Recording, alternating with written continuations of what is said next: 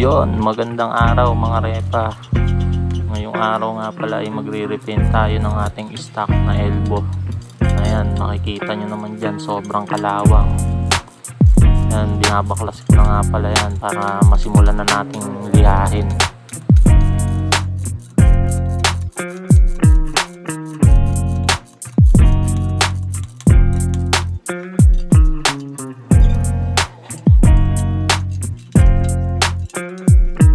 Yun nga pala mga repa, bali sa pagliliha nga pala nyan, dalawang klaseng liha yung nabili ko kanina sa hardware. Isang 180 saka isang 120 yung gaspang nya. So yun yung gagamitin natin mamaya sa pagliliha sa kanya.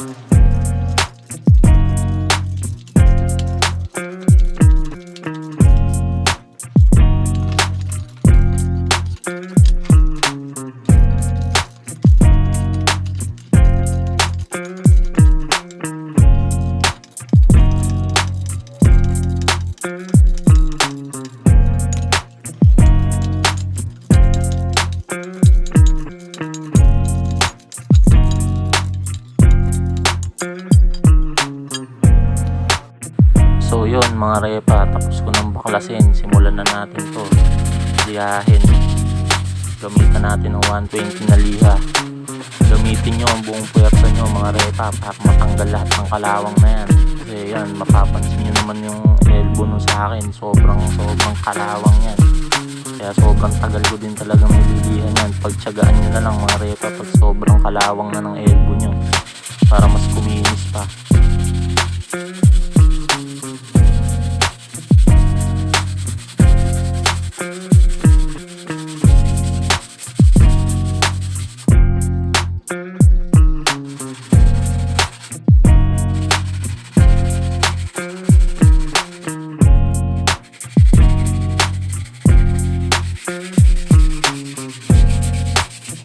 So ayan mga repa, kung mapapansin nyo, naka-fast forward na yung video natin.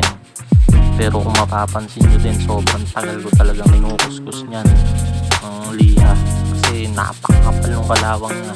Pero worth it naman yan mga repa pag napagtsagaan yung lihahin. Yan, habang nagliliha nga pala tayo mga repa, magsha-shoutout lang din ako ng repa natin na si Aga Cesar Vlog. Yan, maraming salamat sa suporta mo repa. Buhay ka hanggat gusto mo.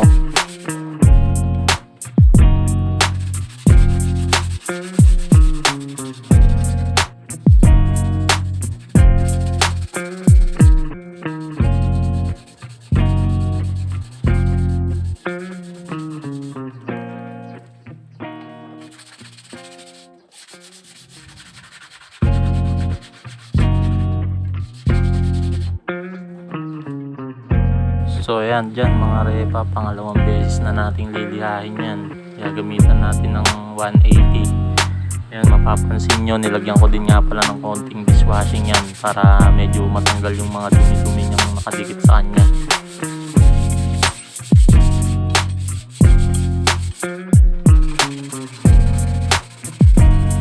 Yun nga pala mga repa, kung matatanong nyo naman kung bakit kailangan siyang lihahin ng maayos. Kasi kung hindi lang din natin naayusin yung pagliliha sa kanya, baka hindi lang din kumapit ng maganda yung ibubuga natin sa kanya na spray paint. Kaya nga may kasabihan tayo na kung gagawin mo na lang din, siyempre di ayusin na natin mga repa, diba?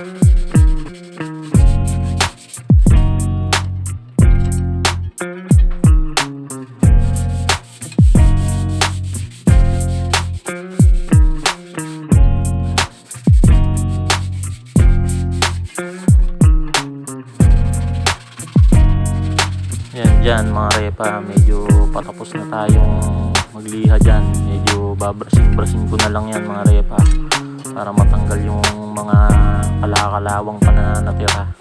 Tapos patutuyuin na natin yan mga repa para masimulan na nating bugahan.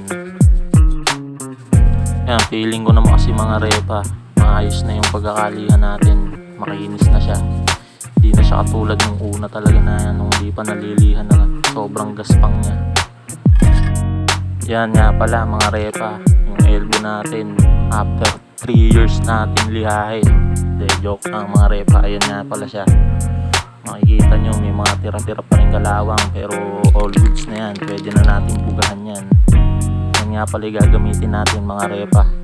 Samurai na high temp black. Yan. Pag bago nyo nga pala gamitin yan mga repa, alugin nyo din muna ng mabuti para maganda yung pagkakabuga nya. Yan mga repa, simulan na natin yung first coating nya. Medyo nipisan nyo lang mga repa, basta make sure nyo lang na mako-cover nya lahat yung kailangang makover para madali siyang matuyo. Medyo manipis lang muna sa una.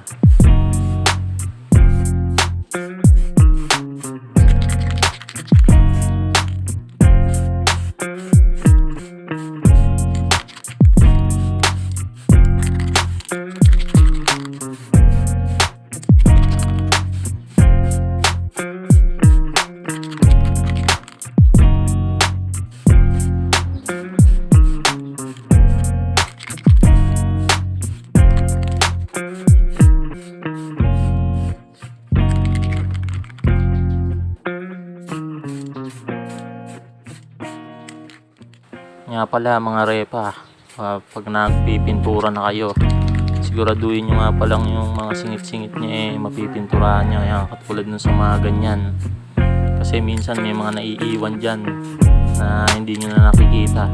Make sure nyo lang na mababalikan nyo siya.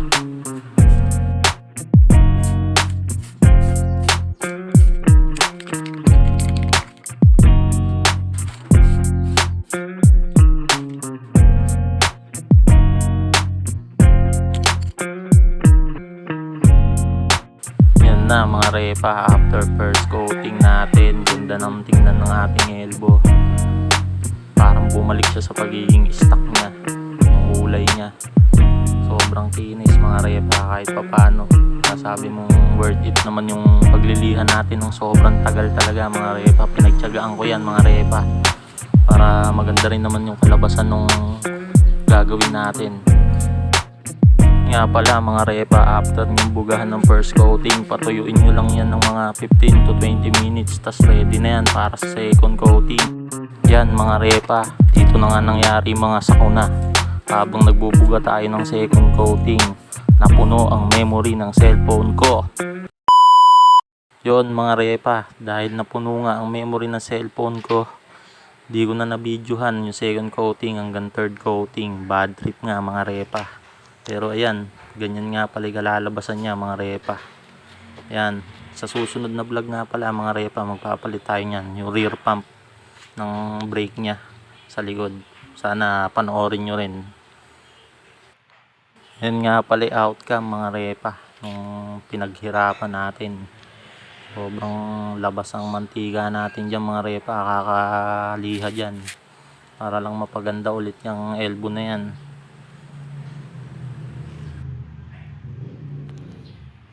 Yun nga pala mga repa, bago ko magtapos sa video na to, gusto ko lang kayong pasalamatan sa mga sumusuporta sa video. Kahit mga nagla-like, ko-comment, nagtatanong, yan, maraming salamat sa inyo mga repa ko.